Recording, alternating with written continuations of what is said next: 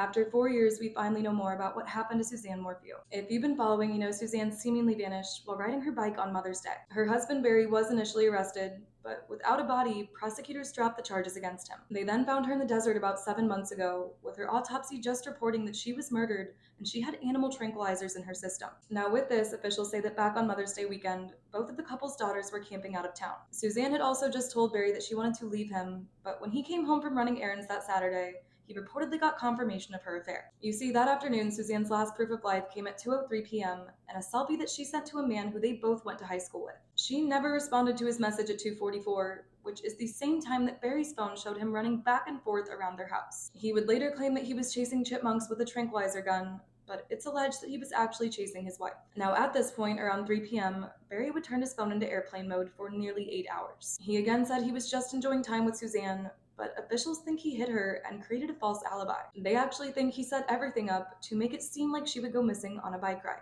That night, Barry maintains they both went to bed around 8, while his truck would show that it reversed up and towards the house at 9:30. And then at 4 a.m., he was just out driving, later claiming that he was chasing bull elk down the road. Now, as we know, Suzanne wouldn't be there later that Sunday when her daughters came home to wish her a happy Mother's Day. With her bike gone, the thought was that she was injured somewhere, but as panic set in for her girls, their dad actually wasn't home. Around 5 a.m., Barry had turned his phone back on, and he left for a work trip nearly 3 hours north in Denver. You can see he was first seen there around 10 a.m., dumping tranquilizer darts into dumpsters, and then walking into his hotel, where he stayed until he learned that his wife was missing. Now, when Barry did come home from work that night, he would be informed that Suzanne's bike had already been found off a local road. He would repeatedly blame her alcohol problems and suggest a mountain lion attack, but despite having their daughter's support, he was eventually charged with her presumed death. This charge was of course then dropped, but prosecutors always said that when they found her, they could charge him again. And they actually found her this past September. On the 22nd, we know investigators were actually out on another case when they discovered Suzanne's remains. And you can see this is in an area east of the family's home, and not up near Denver where Barry was working and where she was thought to be. It also does seem that it's been too long to determine an exact cause of death,